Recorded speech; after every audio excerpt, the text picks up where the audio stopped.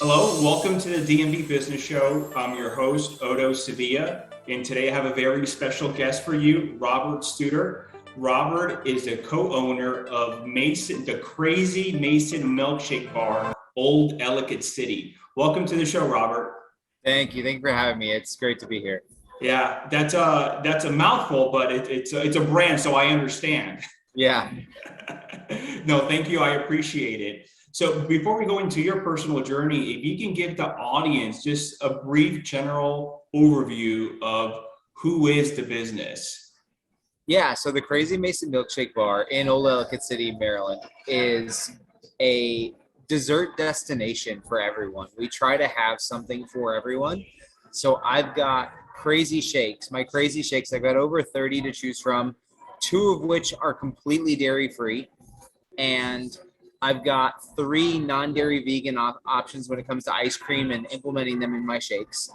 I've got just scoops of ice cream. I've got sundaes that are crazy sundaes. I've got crazy bombs, crazy waffles, right? So we've got different dessert options for everyone. We get questions on whether we have food, and the most food I have is a waffle with ice cream on it, which is quite delicious if you're looking for that. But yeah, we try to be a dessert destination for everyone, where everyone can come and have fun, enjoy themselves, and have some delicious food. I know I saw the pictures and then I showed my kids and they're like, "Oh, Papa, can we go there?" I have three young boys, and I'm like, "Oh my God, it's gonna be crazy. It looks delicious." It is. It is. Yeah, we love to host people, and we're open 7 days a week, and love to have people come in here. Oh, that's great. I can't wait to go into how the whole business came about, or what made you and your wife decide to do it. Are you originally, by the way, from the Maryland, DC, Northern Virginia area? No, actually, I grew up on the West Coast in the Seattle area. I was born and raised in the Seattle area. I went to college 2 hours north of Seattle at Western Washington University. And then after college, my wife and I decided to move to Maryland because she's originally kind of from out here in kind of Pennsylvania and Virginia area. So we moved here right after college in 2005 and haven't looked back. Okay. So you say you're originally from the Seattle area? Yep. So how were you growing up in Seattle? Like, what were you into? What did you like? So love the outdoors. I'm an Eagle Scout, so grew up in scouting, um, going camping and doing different hikes and things like that. Um, and then really just kind of hanging out. My family owned a boat. We had a motorhome, so going out camping as a family, going out on the boat, water skiing, snow skiing, a lot of outdoor stuff. Um, yeah, ton of fun. I enjoyed climbing. I got more into climbing in college too, which is a lot of fun. And for college, you said you still stayed in Washington State.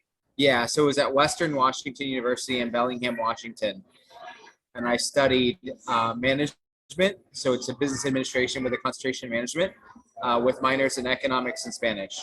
Oh, okay. And after college, is that when you decided to move to Maryland because of your wife?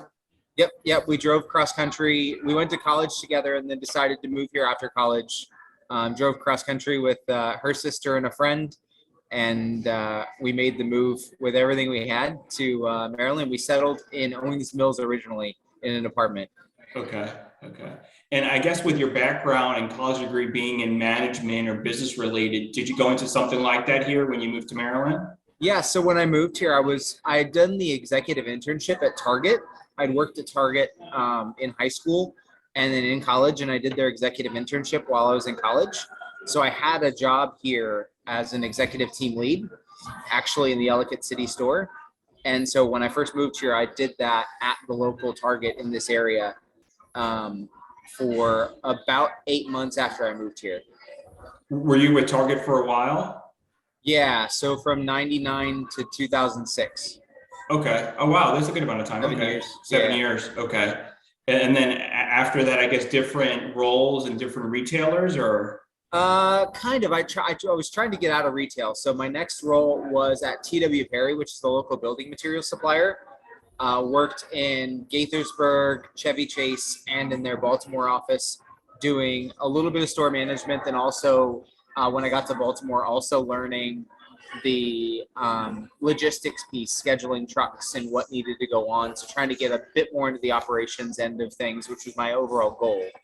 Um, in kind of the realm. I wanted to get out of the retail side because I knew I could do retail. I knew I could manage a team. I wanted to get more into the kind of the heavy supply chain and operations focus type roles. So from there, I went to Newell Rubbermaid, which had an office in Columbia for the Amarok cabinet knob brand. And I was an operations coordinator there, so I got to learn a lot more about sourcing, how they source products from their suppliers, and the breadth of different products, whether it's the different finishes and different designs of cabinet knobs. And it's fascinating how detailed they can get. And then they decided to relocate their office to North Carolina, and I didn't want to move. So then I signed on with Black & Decker at the time as a demand planner, which got me in kind of the planning realm, which is where I spent the bulk of my career from then on. Okay. So Black & Decker then merged with Stanley to create Stanley Black & Decker. I promoted to 2 different roles, global component planner and then a demand planning manager. So I was managing a team of demand planners there for a few years. Then I was recruited to work at Domino Sugar. So I've worked at quite a few of the area corporations. So I worked at Domino Sugar for a few years as demand planning manager before I went to AstraZeneca as a, what was my title? Asset planner. So that role was very similar to a planning manager role. I was responsible for sourcing the biologics drugs from our suppliers. So basically we kind of develop the drugs and then we work with the supplier to have them make it. And so I was responsible for kind of the planning, the long-term planning, the 0 to 3 year horizon of planning each of those products. That was a lot of fun. That was a good chunk of my career. And then as part of that, then in December of last year, I found out that they moved my job to Europe. So I was out of a job. You didn't want to relocate to Europe? I did not. I wasn't given the option. Okay. So at that time, it was we'd kind of been talking about this idea. We went to Myrtle Beach last summer and we tried the Crazy Mason Milkshake Bar in Myrtle Beach. And at the time, we kind of were joking that it would be really cool to open one in Maryland.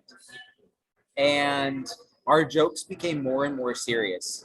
And in advance of December, actually, we had already reached out to try to start to have real discussions with the owners of the brand, Bo Steele and Sherry Steele. And so we had a discussion set up for at the end of the week. And early on that week is when I found out I got laid off from AstraZeneca. So I already had a meeting set.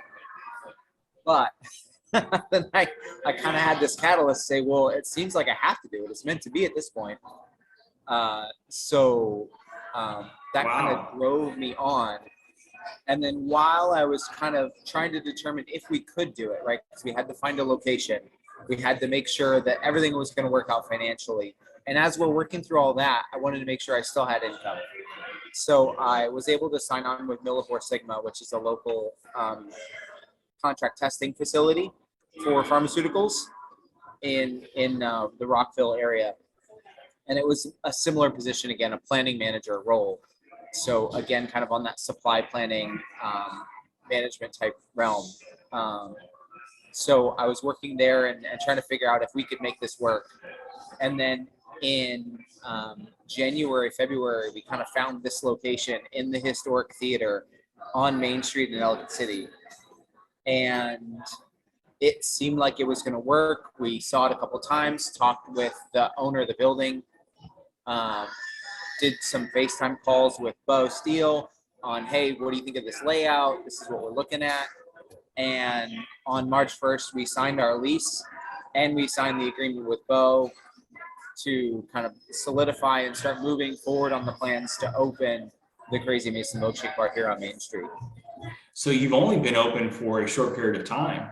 Yeah, so we opened the middle of June. I think it was June 17th or somewhere right around there. I kind of hired a whole bunch of people, a bunch of high school, college kids, and we had a training day, like an intro day with some training. And then a second day where we did kind of friends and family. The friends and family of all the employees would come in and they would start to build the shakes and learn how to make them. And then we were open to the public that Monday. And we've been rolling ever since. The support I've had from Bo and his family. I mean, he brought two of his managers up from Myrtle Beach to help not only himself and them help with the training and this initial first week. So it was immensely helpful to me and my team to have them here helping us learn on the job while kind of getting everything going. Robert, would you have guessed in just basically a 2-month period, right, since grand opening, let's call it, this reception you're getting right now in the community? Yeah, it's incredible. I mean, we've been here, so we've not quite 2 months. I guess this is our 8th week right now, and I feel at some point I've got to stop counting the weeks. We're in our 8th. It's like a baby. Yeah, seriously. No, seriously. We have 4 kids, so I know all about that. But we're in our 8th week here, and the sales, while they've softened a little bit during the week, the weekends are still incredibly busy. And last week was a bit slower than I would have thought based on the previous weeks. But then this week now we had 2 days that were bigger than last week. So it's really interesting to see kind of the ebbs and flows, and it's going to be interesting to see how this summer finishes out. It feels a little bit like weather has quite a lot to do with it in Ellicott City. We had some rain last night, and yesterday was one of our lower days. So it's going to be really interesting to kind of see how it plays out. But I'm set up to where we can withstand a lesser day if we need to. My staff's fine, and they have things they can work on if we're not busy. And ultimately, I think we're figuring that out and getting the right people in place, and it's been pretty amazing. That's great. Robert, if I can briefly take you back to, I guess, last summer is when you and the family were down in Myrtle Beach, and was that the first time you actually tried the Crazy Mason Milkshake Bar? Yeah, in 2021. Okay. That was the first time. Yeah, and actually, Erin had discovered it. My wife, Erin, had discovered it on Facebook, I think 4 months before it went down, which is the reach they have, right? Yeah. The amount of following that their social media has is incredible, which is one of the reasons we decided to join them. Because Erin found it and was watching their posts and following it and planning our first day. And our trip down, we stopped where we normally stop at a restaurant that's in the top edge of North Myrtle Beach. And we had lunch there, which is what we typically do. And then from there, she said, I want to drive to the Crazy Mason Milkshake Bar. And so we drove then to the Milkshake Bar at Market Common, which is their main location, waited in line for about an hour on Saturday. Wow. At about 3:00. And it was amazing. So much so that we took my in-laws who were arriving later that day, we took them back on Wednesday of that week, waited for an hour and a half on Wednesday night, and got it again. And just the amount of choices, the options, and how good they are. And the fact that if you order Build Me a Buttercup, it looks like the picture on the menu because it's supposed to. We want it to be consistent. We want you to get what you see, and that's where you're going to see it. It might be slightly different based on whoever did the whipped cream, but overall it's going to look the same. And that's the incredible part about this brand. Wow. So then you come back, it's around holiday time, and you and Erin are just thinking about, hey, maybe we should open it. And you start dialogue with the owner down there, and then you get the news that your role is no longer going to be needed here. Yeah, exactly. And so we were having that dialogue, and we decided that we both had the week between Christmas and New Year's off. And so we decided to just take the kids to Myrtle Beach for a long weekend. Okay. And go talk to them and stand in the store as if we're going to open and work with them, watch them to understand what it's like. And so we did that. And I was in the store for an entire day. Basically, I talked with Bo for a good 2, 3, 4 hours. And then I went and watched them make the shakes behind the scenes. And that was really neat experience to get to see it. And it helped solidify the fact that we wanted to do it. If we could make it financially feasible, we wanted to do it. Okay. And the biggest thing was kind of making sure that we could find the right location Sure. at the right price, to make sure that we could do it. And we had some hiccups when we were first looking at locations. We looked at a property in Columbia, Maryland, and where we thought kind of the rent was going to come in. When we said, yeah, we're interested, and when we got then a proposal from them, that ended up being double what they had initially quoted, including a % of my profit, which I wasn't willing to do. So they kind of showed one thing and then completely doubled it when they did more of a final proposal, which was really annoying and weird, which kind of made us second guess whether we could do it. Mm-hmm. But then our realtor found this spot, and it's been so much better. But by that point, when you had decided to jump both feet into this, you were pretty much done with the corporate job. Or I know you said you went to another company in Rockville just to get income still coming in the household. But by then, mentally, you were mentally I had changed. Yeah, okay. Mentally, I was already moving forward with this, especially after March 1st. I mean, before March 1st, it was still a bit up in the air because we didn't know for sure whether it was going to work. Right? You don't know that the landlord's going to pick you. Right? They apparently had another offer that they were kind of weighing, and you don't know kind of if that's going to all work out, but it did. And as soon as March 1st, as soon as we signed, my head was moving forward to, okay, what do I need to do to get ready to open? How do I open faster? Down here talking to the contractor, what can you do faster so that we can get open sooner? And our original goal was to be open by Memorial Day weekend. And then when we finally did the math, when I talked to Bo as we were getting closer, we realized that wasn't going to be possible, because we couldn't open with a brand new crew on a holiday weekend. That would have been suicide. You talk about lines, it would have been insane. Okay. So we did the smarter thing, and we delayed until kind of we were ready to open. We could get final approval from the health department in Howard County. And then we started then having our training, followed by a friends and family day, and then first day open, like a soft kind of first day open on a Monday rather than a weekend. And it made it very successful. I'm curious, Robert, what made you end up choosing your location there in Ellicott City? So we wanted to be in Howard County for our first location. We live in Sykesville and Carroll County, just 25 minutes away. But we wanted to be in Howard County because it's a good populous location. When we thought it would provide some good stability. And then we were looking for a good location here that could help kind of draw people naturally and kind of help make sure that we had customers around, Mm-hmm. right? Not be somewhere kind of in the middle of nowhere where we were kind of waiting for people to come.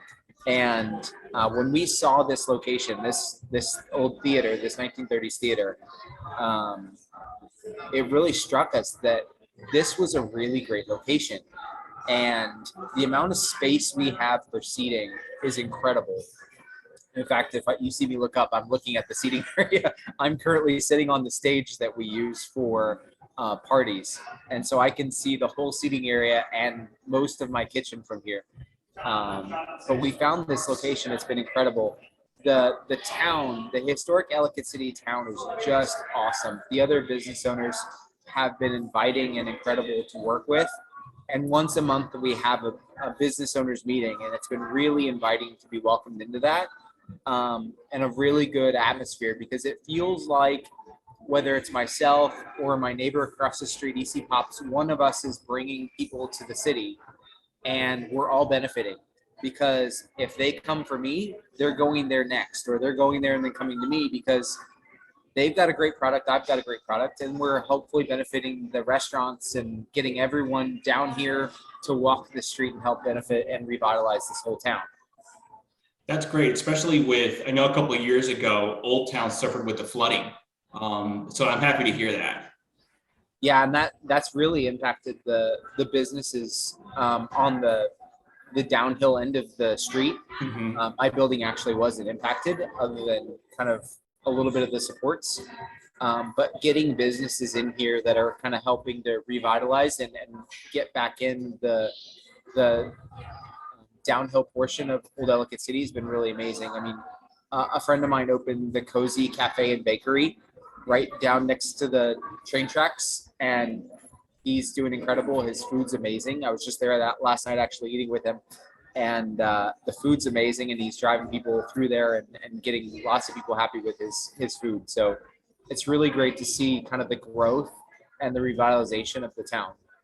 That's amazing. You mentioned earlier you're sitting right now and you said a stage, an event. How big is your space then?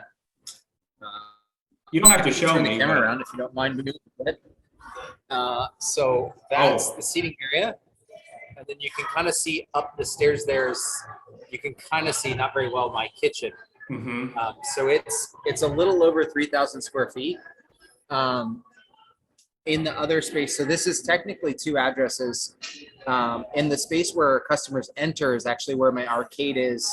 There's a sink that we have so customers can wash their jars out to take them home. And then also 2 handicapped accessible restrooms are there. And then I have a basement downstairs where I've got 2 big restrooms for people, and then a storage area downstairs. You kind of could see a little bit up. There's an upstairs to part of it. I don't have that right now. A nice woman's teaching art classes and workshops up there. So it's a lot of space, but it's you could see now it's almost full, and it's Friday afternoon. So That's a pretty good size, especially for just a dessert shop. I have clients, just restaurants that may be in less than half of that space. Yeah, we have a lot of space, but we need it. I mean, with the amount of people that come through here, we can use it. I think there's 2 tables further that are open, and then I think there might be a couple right on the other side of the stage that I can't see as well that are open, but not a whole lot. I like to see that, Robert, especially for a Friday afternoon, to seeing that amount of people there. Yeah. That's great. You didn't have to do a full kitchen build out, right? Because you don't, probably for your use, you don't need a hood, basically just, more plumbing than anything. Yeah, it's plumbing and electrical, really. We had to build a counter, right? Because that whole space where the kitchen is was open floor before.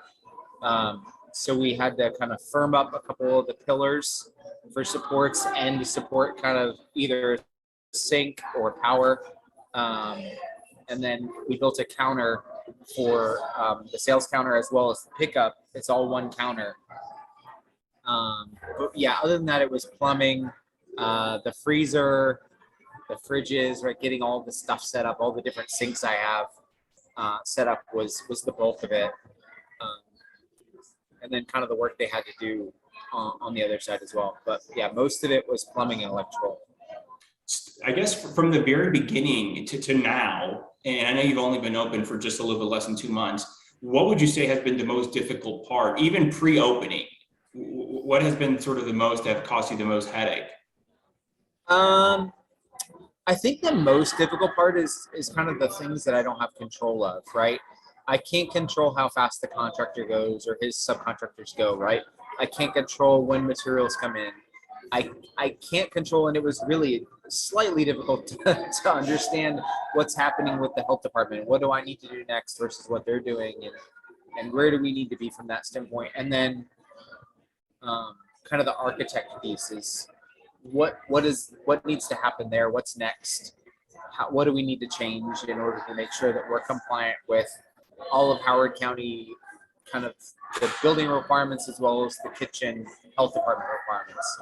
Mm-hmm. And it was a lot because this is obviously my first kind of restaurant that I've ever opened. So I definitely learned a lot, and I'm looking forward to the next time. Yeah. I understand Myrtle Beach obviously is a warmer climate than us here in Maryland. And you have yet to experience here the fall and winter season. But I'm curious, speaking with the owner or even other franchisees across the nation, maybe some in colder climates, I'm not sure where some of them are located, what are they telling you as far as a change of weather and that affecting your business? So I think what I've heard is that the business decreases a little bit, but you Okay. still have people that want the shakes, whether it's 30 outside or 0, they still want to have the shakes. They look amazing and they taste amazing. So I think while we will certainly have less business, we will still have people that want the shakes on a daily basis. I am planning to reduce my hours. One, because a lot of my employees are in high school and they can't work before 3 o'clock. So we're talking about being open from about 3 o'clock to 8 o'clock during the week, Friday and Saturday until 9. Saturday, Sunday would be open starting at noon. And I think we'll still do okay. But as I said, I mean, my cost structure is set up that I can be okay if business goes down in the fall. I'm Mhm. okay. My minimum's quite lower. The minimum amount I need to make in order to still kind of stay positive is pretty low. Now I'm still kind of paying down the debts that I took on to open the store. Um, so as long as we're hoping to get a lot of that paid off this summer, which would really help the comfort level once the fall comes. But I think we'll be okay. Did you have to go to SBA route or anything like that for the financing I or? didn't have time for SBA. I did a HELOC, and then we needed more because the initial contractor estimate doubled and then went up again. I'm So sure you weren't expecting that. I was not. So we thought we were going to have some excess money left over from the HELOC to do other things with. But we did a HELOC, and then we also took on a few extra credit cards that had 0% interest for a few months, and we're currently paying those off now. Um, but our plan is to get an SBA loan for the second location, since we have time and we kind Sure. of know the process. So we're in the midst of starting that process now. Wow, so you already have the second location in the horizon, only 2 months in? I am. I'm not sure if my wife's quite there yet, but I'm ready to start at least getting ready. I'd like to be open sometime next spring in the second location. Are you thinking somewhere nearby or what are your thoughts? Right now, we're thinking Northern Virginia for the second location. Okay, nice. Okay. Yeah, the area that I have for my territory is all of Maryland and a radius around DC and a radius around Harrisburg, Pennsylvania. So I want to get around DC next, ideally somewhere on the metro line so that people can take the metro down. But we're thinking Northern Virginia is the next store. And you can open as many stores as you want in that Yeah, territory, or are you I limited can. or? Oh, Yeah, okay. I'm not limited. I mean, the numbers I've talked about with Bo have been between 6 to 8 stores. Hmm. We'll see how it goes as we get more than one. The next step, as we get closer, I'll need to hire a general manager here. I have an assistant manager now, who's closing tonight. So she's here already and working. So that gives me an opportunity to come do things like this. We'll need to hire a general manager to kind of do more of what I'm doing on a day-to-day basis so that I can focus on the next store. Are there many franchisees, Robert, that have multiple locations already? Not yet. So I know 3 of the other franchisees are looking. They're trying to get their second one going, and they're a little further along than I am, I think. But we'll see if they're as motivated as I am to get it open. So we'll see. And I Yeah. know there have been talks about others, and there are more stores opening. Charlotte's been announced. Greenville, South Carolina is announced. There's a few others where new franchisees are coming online, and hopefully they're soon. There was talk that they would be here potentially before me. I think Charlotte was originally said to be before me, but they've run into some issues that they're dealing with now. But yeah, You were just mentioning earlier that the majority of your team and employees there are high school students. And right now this is summer months, so they're out of school, which is great. But how has that process been with hiring and now that they're going to go back to school in a couple weeks? As far as has it been easy with the training and everything else and finding the right people? yeah, it's not been bad. I mean, so my initial hiring was a mix of high school and college students. And then through the times I found a few adults to sprinkle in, like people who are not in school. I've hired a few more in the last month or so. So I kind of did a pretty big hiring push 2 weeks ago as I started to realize that I was going to lose all my college kids. So right now, within my payroll system, I think I have visibility to over 60 people. Now, of those, I'm going to lose 10 to 15 to college. And then I'm not exactly sure yet what the high school students' availability is going to be like when school starts. So right now, I'm still hiring a little bit for people over 18 and available in the fall. So that's kind of my current list. But I think because of the brand and the product, I've had no shortage of applications. I had one come in today. I'm hoping to talk to the individual next week. But yeah, we're getting applications and it's not been a problem. And I think the way the team's been trained to date, they can help train others and help get the new people trained up. So are people just coming in or how are you finding your people? Are they finding you online or social media? Or? Yeah, a lot of people are writing through Facebook or reaching out through email, either our email box, oldec@thecrazymason.com, or through the central email box, which is managed by Sherry Steele, and that's info@thecrazymason.com. And any emails that come into the info that are for Ellicott City come to us, and then anything going into Old DC, either myself or my wife Erin will look at and respond to. But a lot of it's through that. I've also got several employees that are asking because they have friends that are interested. And so just trying to stay consistent on my message on what we're hiring and why and when. And I think as we get a little deeper into closer to school and starting to get a feel for when people are going to be available, it's going to be really interesting. And I might have to hire more. But we'll see. I'm hoping that the reduced hours will help a little bit because right now I have to run 2 shifts because I'm open from noon to 8, actually noon to 9 today because it's Friday. I run a shift from 11:45 to 5, and then another shift from 4:45 to close.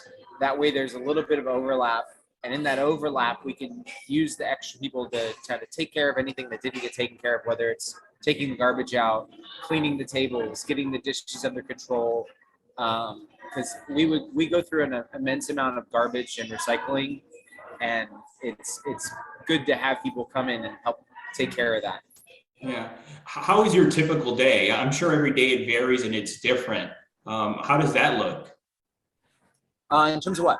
Your typical day for you, your personal schedule. My schedule. Yeah. So I typically leave the house around 8:15.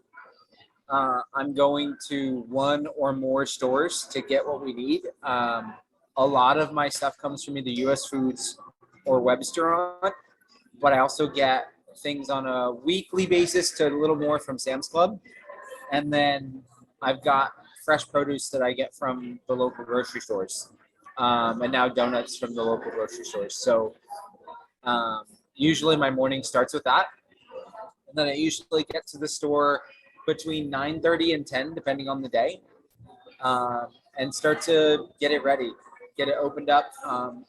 3 days a week, I have a prep person who comes in and she works to kind of prepare some of the things.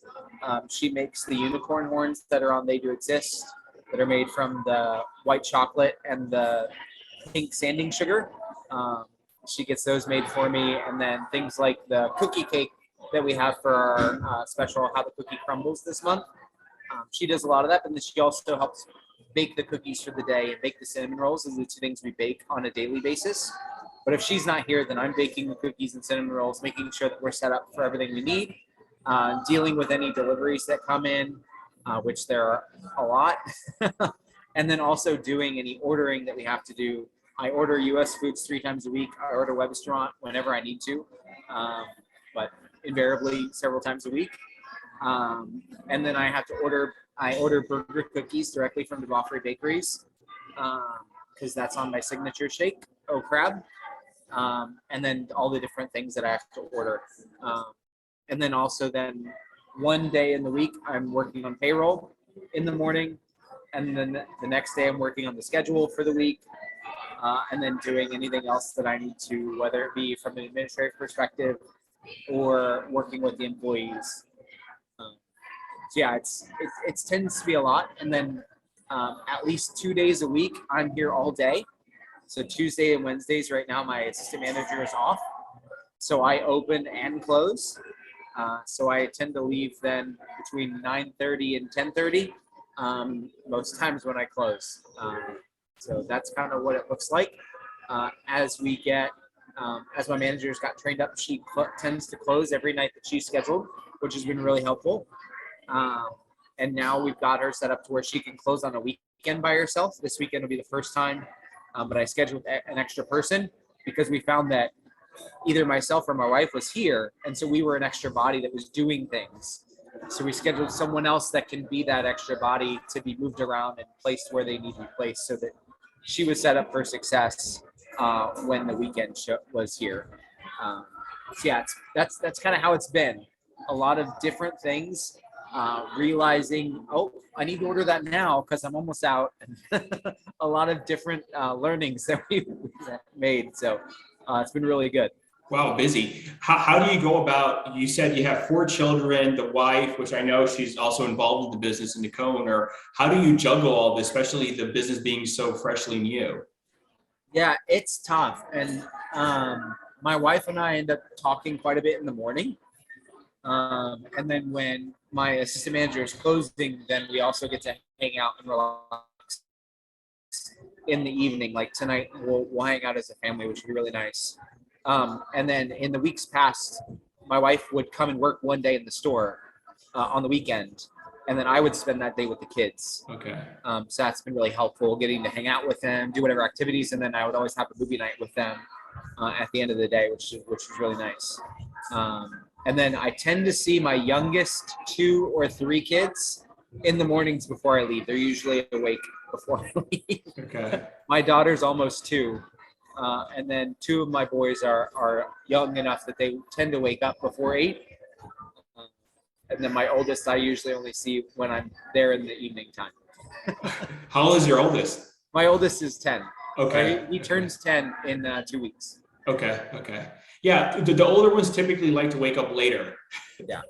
My oldest just turned 11 in July, and he is sort of the one who wakes up later. Then I have a 8-year-old. 8-year-old. He's turning 9 later, and then I have a 6-year-old.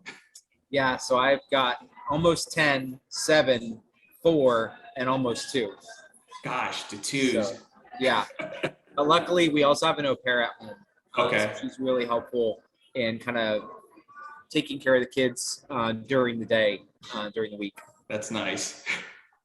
That's crazy. In just a few periods, just a few short months, you already have a great social media following. How did you do that, Robert? Did you do that on your own? Did corporate help, or how did that come about? So that's been Erin, 100%. Oh. All Erin.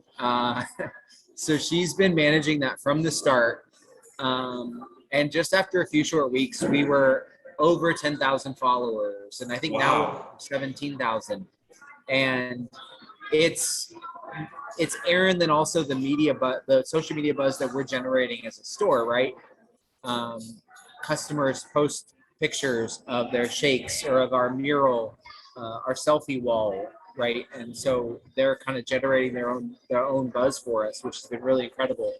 But Erin does a lot of kind of at chosen moments, sharing posts to different groups around the Maryland, DC, Virginia area, right? Yeah. Getting the posts out there so that people who may not have seen it before can still see it. She tries not to blast them too much, but every once in a while when there's a good post or something, she'll share it wide so that people can see, like for August specials. We've got two shakes for August that are really cool. So getting everyone a chance to see those, get the word out.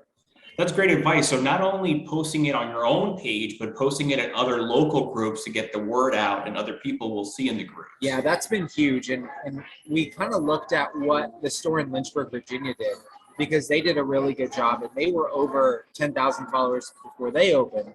So they did a really good job Before opening? before opening, which is we were too. Wow. We were over 10,000 before we opened. And So you were looked at what they did. You were taking pictures of what? I guess of other. Not even. Yeah, so we were mostly taking stock photos. Okay. So Sherry does a lot of the photography for the group, and she takes pictures of the shakes in Myrtle Beach, edits it to take the name off the jar, the Myrtle Beach off the jar, and then anyone can use the photos in the group. Okay. And so that's a lot of what Erin was posting. I mean, she posted when we were hiring. We posted a couple updates on progress on, hey, here's how it's going. We're starting to get walls and that kind of thing. But a lot of it was just kind of, hey, this is coming. Look at what you can have in a few short months or a few short weeks. So she did a really great job, and we modeled it after what they did in Lynchburg, and it was really cool. That's nice. What would you say drives and motivates you? I think so. Early on, Erin and I both wanted to have our own business and really succeed, and the success has been really what drives us. So we want to do really well at this so that we can open more stores and continue to help spread the deliciousness that is the Crazy Mason Milkshake Bar. And I think the success will breed more success, I think, and I think that will help us, because ultimately I want to get to a point where my business could be successful without me being there every day. And that's the ultimate goal, right? Is to know that I can contribute on a daily basis if I need to, but also know that if I don't have to be here, I can let my team take care of it. And that's where I want to get. And I want to get there with multiple stores so that if I need to take a trip with my family, I can. But right now I can't. Sure. My family's going to the beach, to the Outer Banks in 2 weeks, and I will be here. Okay. Hey, that's part of it, right? It is. And hopefully this is the only year we have to do that, but we'll see. If I'm opening a store every summer for the next few years, then it might be that way for a few years. Robert, what would you say to someone if they come to you, they see that you've opened this business in just a short period, all the buzz and success you had, and they came to you and say, I want to open my own business, maybe something similar, maybe not. What are a couple pointers? So I think a huge part of it is to be passionate about what it is, right? You have to have a good idea, whether it's yours or someone else's, and you have to be passionate about it. I mean, franchising is not a bad way to go. And honestly, I kind of looked into some others before, but not seriously. But having a brand that is a good, strong brand, that you have good support, and that you're passionate about is really important. But you also have to be willing to work. I mean, being here 12, 13 hours a day, I'm doing it, and I'm fine with it because I know that I'm driving my own success, and I'm setting myself up for success in the future because I'm starting to get the team and the managers in place that will help me be able to leave and let them run it. I think is hugely important. We made huge strides just in the last 8 weeks, where I was working 7 days a week for the first 4 weeks, basically. And now we're to the point where the last few weeks I've been able to let someone else close during the week. And now this weekend I can let someone else close on the weekend. I'm still here opening, but I can leave at 3:30, 4 o'clock once I'm sure that they're kind of in a good place. So definitely kind of having that passion and the drive. And then I guess the other piece of it is kind of know who you can reach out to for support and help, right? Who can offer advice or be a good sounding board, whether it's questions you have or things you're thinking about. Have someone that you can trust to offer that to you, because you can't kind of do everything yourself. You can't really trust yourself to not talk something through, because if you don't have someone else you can talk to talk about ideas, you might think an idea is great, but if you don't have someone that you can vet that with, you may end up wasting money trying to do something that people don't want, and no one wants to do that. We want to make sure that we've got good ideas coming to market. So it's good to have that kind of sounding board or relationship with someone who can be your mentor. Yeah, that's true. That's all great advice. Thank you. Are there any specific habits you feel or traits that you have that have helped you, whether on business with this business or just personally on the personal side of things for you and the family? Um, so coming up through kind of supply chain and planning and kind of management, I have a very organized mind. I have a green belt in Lean Six Sigma, so I want to make sure that things are running as efficiently as possible. In my corporate days, that was my job. I was trying to make my job the easiest it could possibly be so that I could work the least amount of work and still get the same result as someone else. If I don't have to work as hard as this guy, then I'm doing a good job because I'm still getting the same result. I'm just not having to put in as much effort. So I think that's really big. Being able to organize and continuously improve, I think, is a big piece. And then having a good partner. Erin's been kind of, she contrasts me a lot because she's very detail oriented. She's a really good marketing thinker. She understands marketing and how that works, but she's also very detail oriented. And she will call it anal because she kind of really wants things a certain way and she wants to make sure that it's done right. And on the days she's here, she kind of looks to make sure everything's in good shape and she does her checks to make sure things are in the right spot and things are executed correctly. And it's really good to have that check and balance that we can kind of talk back and forth about what's going on and what we need. It's really good to have the support of my wife that help me have the tools to kind of do this. That's good. I'm curious, does Erin, you mentioned her, especially growing the Facebook following and everything, is her background at all marketing or advertising, sales related? So her degree's in marketing. Oh, okay. Yeah, she's done mostly product management with it.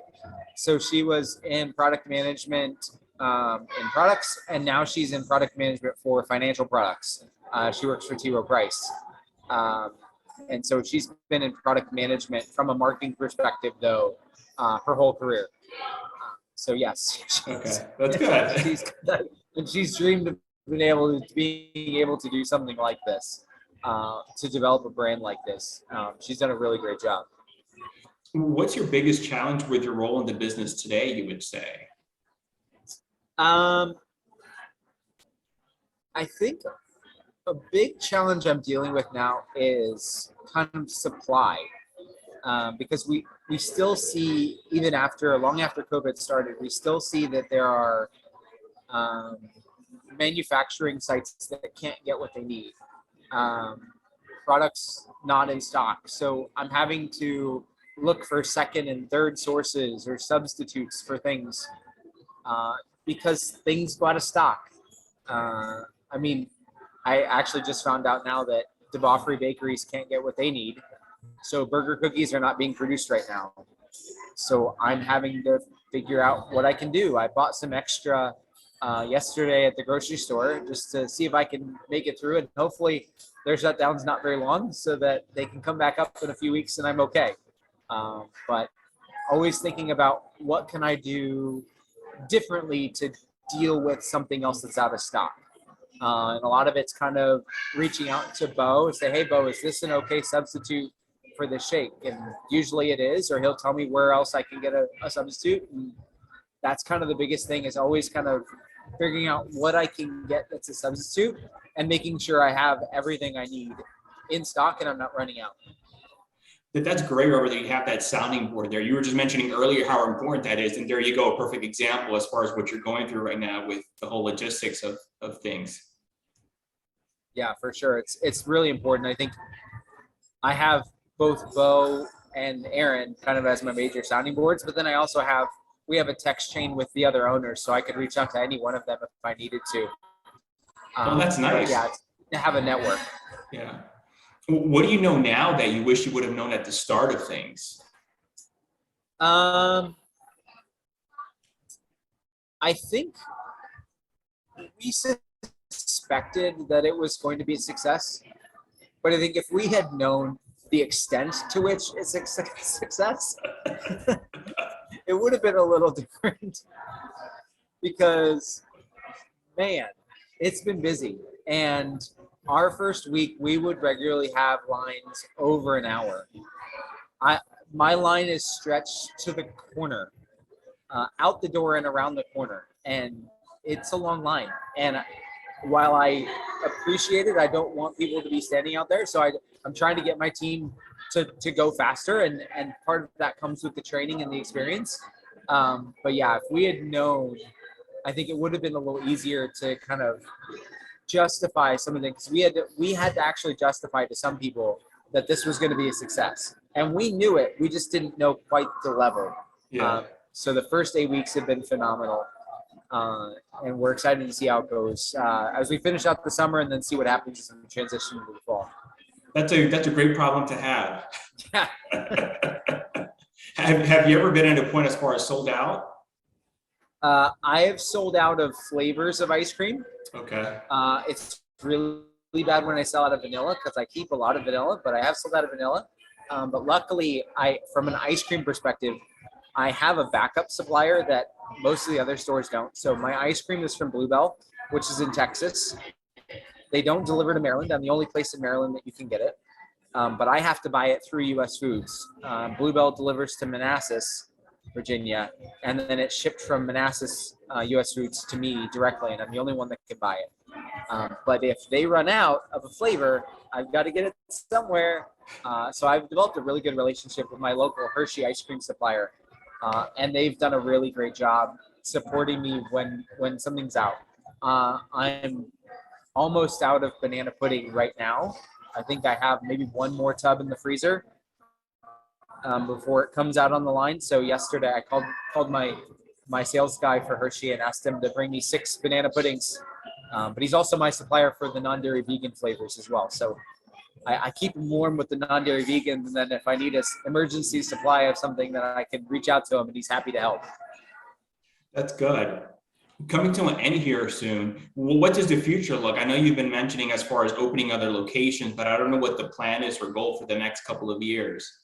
Yeah, so my goal is to get kind of this store fairly self-sufficient, open another one before next summer, maybe even another one after that later next year. We'll have to see kind of how that goes, how funding goes, how stressful it is to open another store with all the learnings we have.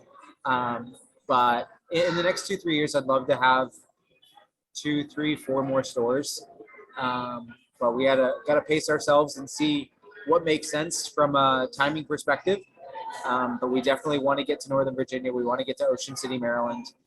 And we want to get a few other places that I think will be really good. That's what it looks like. But my wife's got to temper my expectations and my drive a little bit to make sure we do what makes sense. So she wants to slow it down a little bit while you want to just press the foot to the gas? Yeah, a little bit. I think she just wants to make sure that we are ready to move forward. And I feel like I'm ready now. But yeah. Part of the problem is it takes a little while. Once I say go, we have to find a location, we have to get funding, and then we have to sign a lease, and then we can start construction. And once we start construction, we're 3 months from opening or so. So it's not a quick process. And if we don't start soon, we won't be open by next spring. So that's my end of the discussion with her, and we'll continue to have that. But I think we're set to start fairly soon, at least on a slow basis, ease into it, get the realtor starting to look at a location, and hopefully we can move from there. That's great. Are most of the locations similar in size? I know you said you're in about 3,000 square feet, but I don't know how the other locations vary. I'm the biggest. Okay. Yeah, I am by far the biggest. Others are around like 2,500, although Lynchburg just got the space next door to him. So now he's about the same size, or maybe just a little bit smaller. But he took on a second location, like a second space next door, and knocked the wall out. But Gatlinburg by far is the smallest, because he's right on the main street in Gatlinburg. And he's quite busy for that store. But yeah, other locations are a bit smaller, but I think it's okay. Part of the reason we're so big is because we wanted to have room to have an arcade. So I've got 5 games here, which do really well. People enjoy it. I've got 2 racing games, a fighting game, a shooting game, and then a claw machine for the kids. and it goes really well. That's good. It is perfect, especially for the children, like you said. Yeah. I know the last few weeks have been crazy from the opening to business and everything else, but when you're not busy working, Robert, what do you like to do in your free time for fun? I like to spend time with my family. I also, at the start of COVID, I started losing weight. So I'm trying to maintain that. So I still try to run every day, unless I get to bed too late and then I can't wake up and do it because I do it in the morning.